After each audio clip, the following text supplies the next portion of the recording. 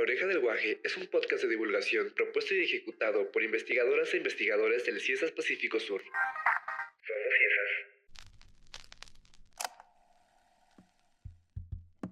CIESAS. Bienvenidos de nuevo a una edición más de La Oreja del Guaje, el podcast donde nos reunimos con estudiantes, docentes, investigadoras e investigadores del CIESAS Pacífico Sur para dialogar sobre sus investigaciones recientes, sus trayectorias profesionales y sus experiencias dentro de la antropología social.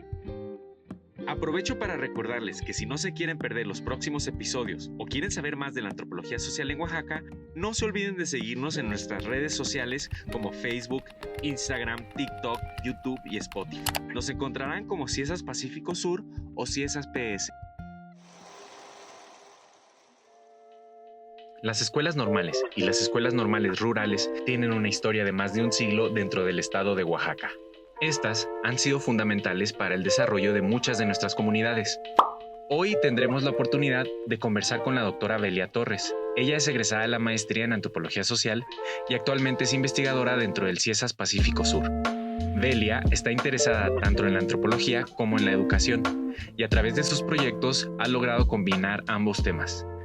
Bienvenida, Belia.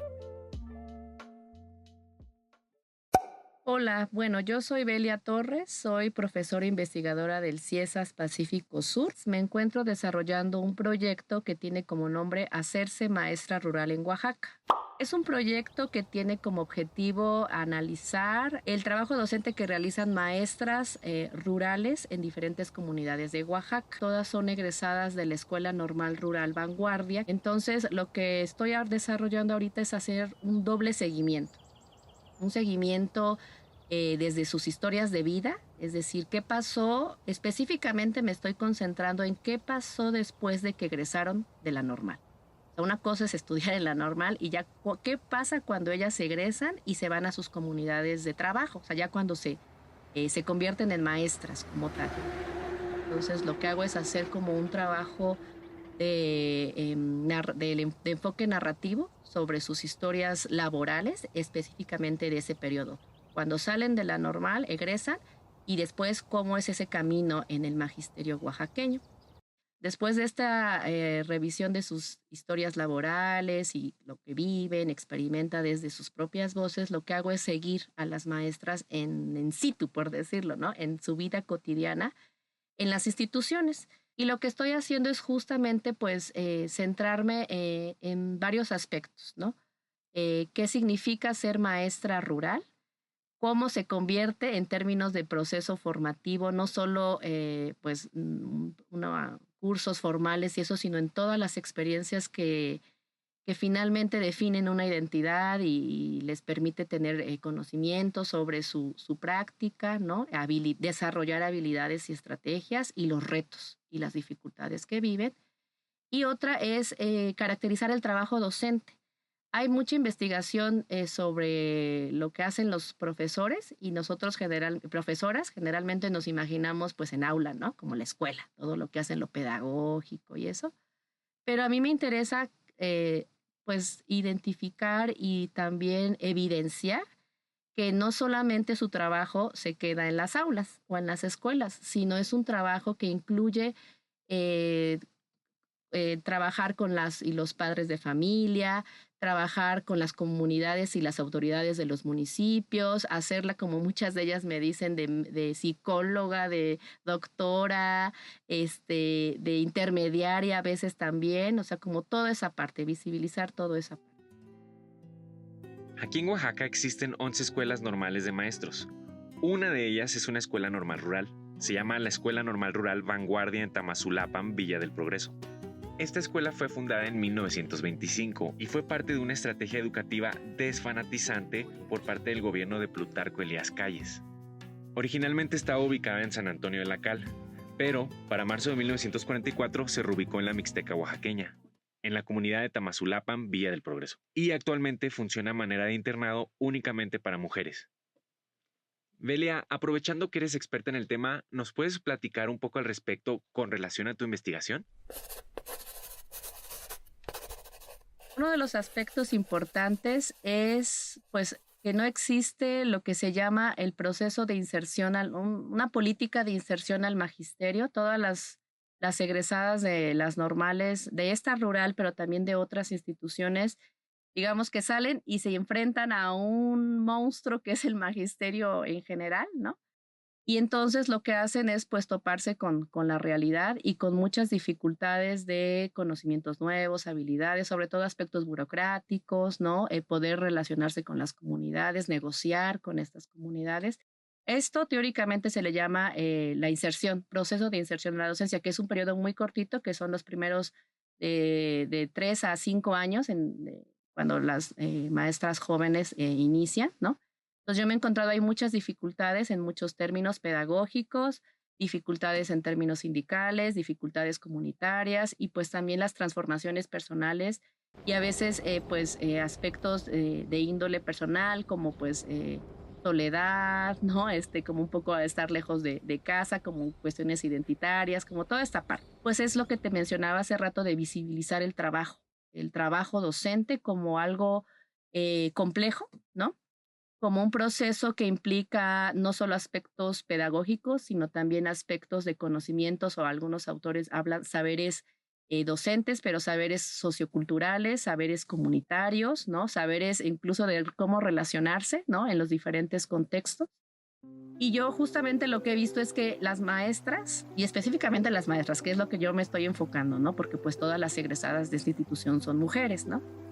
Pues se la ven muy difícil, ¿no? El hecho de ser mujer en el magisterio también tiene implicaciones muy diferentes y experiencias que no comparten con los docentes, ¿no? Como toda esta violencia de género que sabemos que existe, ¿no? En contexto oaxaqueño, pero también mexicano y mundial.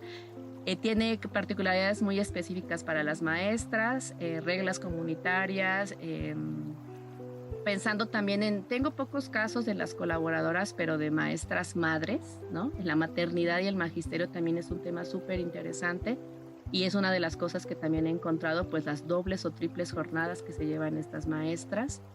Y justamente lo que a mí, uno de los objetivos que a mí me interesaba al iniciar este trabajo era eso, ¿no? O sea, como imaginarnos que lo que hace una docente es más allá del aula. Hay muchos otros aspectos que ellas están dando. Su tiempo no se limita a las 5 horas que están frente a grupos, sino a todo un sinfín de actividades y características y sí, tareas que van más allá del espacio áulico y que pues muchas veces de entrada no se les reconoce, ¿no? En términos de política pública, ya no digamos en términos salariales, los salarios de las maestras de educación básica, específicamente de primaria, son muy bajos, ¿no? Y en términos también de reconocimiento, pues de su papel como, yo lo llamo en algunos escritos por ahí que tengo, ¿no? Y artículos, pues que sostienen la política pública, la escuela pública, ¿no? De todo el país, de Oaxaca en particular, pero también de todo el país, ¿no? Porque ellas son las que están frente a grupos, ¿no? Me parece muy interesante cómo visualizas todo este trabajo no remunerado en la práctica docente, este trabajo que ni siquiera es reconocido, aquel trabajo no reconocido que implica los mismos traslados, la preparación de las clases o el acompañamiento que se le da a las y los estudiantes fuera del aula. Ahora, también es muy interesante cómo nombras estas complicaciones burocráticas y sexistas que enfrentan estas maestras al comenzar sus trayectorias profesionales. Yo creo que en nuestras investigaciones siempre hay de por medio inquietudes o experiencias personales que nos sirven como un combustible para profundizar en esos temas y ya desde ahí tener una perspectiva única que aporta luz sobre el tema. Tomando en cuenta tus antecedentes dentro de la educación, yo creo que ese sería tu caso. ¿Cómo es que te fuiste interesando en los procesos de educación y las escuelas normales, Belia? Creo que la pregunta tendría que ser por qué llegué al tema en general de la antropología de la educación, pero yo no me di cuenta de la importancia del tema del magisterio hasta después. Yo soy hija de una maestra normalista que en sus inicios fue a comunidades rurales del estado de Puebla. Entonces, justo toda esta parte del magisterio siempre estuvo muy presente en mi historia personal, ¿no? En reuniones familiares, pues hablaban ¿no? del sindicato y se iban a las marchas, no sé, de sus alumnos, los días festivos, el día del maestro, venía con regalitos mi mamá. O sea, como toda esa parte de ser hija de una maestra, pues yo lo que hago es un pequeño ejercicio. Ahí fue la primera vez que me acerco a la autoetnografía, ¿no? Entonces yo hago un primer ejercicio autoetnográfico con mi madre, ¿no? O sea, con mi propia historia. Esto que te estoy contando incluso está ahí en la tesis doctoral, por si alguien quiere revisarla y lo puede ver, que son tesis públicas, ¿no? Entonces yo hago un ejercicio autoetnográfico sobre mi propia historia como hija de maestras y hago una entrevista a mi madre, ¿no? Como su experiencia de la normal. No era un internado en su caso, pero sí fue una normal y todo lo que experimentó y lo que implica elegir la docencia para las mujeres, ¿no? En su época, elegir la docencia era eso o nada. Creo que ese es uno de mis temas más personales. Me tardó casi 10 años, tardé 10 años en poder llegar a como a esa beta personal. Había estudiado otras cosas antes y pues a veces llega el momento en que uno decide y está listo para poder conectar, ¿no? Con investigar temas que están íntimamente conectados, ¿no? Tenía una de mis maestras, decía siempre, bueno, es que uno elige los temas, ¿no? Porque hay algo personal, ¿no? En mi caso, muy probable lo educativo, pues ha sido eso por esa parte, pero hasta ahorita me ha dado la posibilidad de que eso, ¿no? Que sea un tema que está súper personalmente y donde estoy personalmente implicada y reconocerlo, ¿no? Como hacer ese reconocimiento claro, ¿no? Estamos implicadas en las investigaciones y entonces esta investigación es para reconocer a las maestras, pero finalmente en el fondo también es para tener, pues reconocer a mi madre y a mis tías como maestras, ¿no? ¿Sabes, Belia?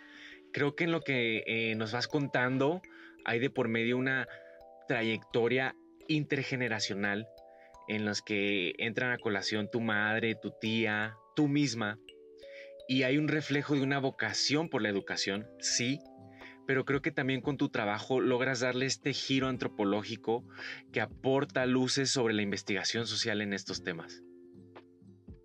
Muy bien, Belia, pues muchas gracias por compartir esto con nosotros. La verdad es que creo que tu trabajo refleja una historia y el presente de la educación en México, particularmente en las escuelas normales rurales. Pero creo que en tu trabajo también hay este cruce con las trayectorias particulares de las docentes, en donde también tenemos oportunidad de analizar otras aristas de su realidad, como puede ser el género, como puede ser la salud, la ruralidad misma, y que también reflejan la multiplicidad de facetas de este país. Igualmente, muchas gracias a todas esas personas que nos están escuchando. Somos La Oreja del Guaje. No se olviden de seguirnos en redes sociales.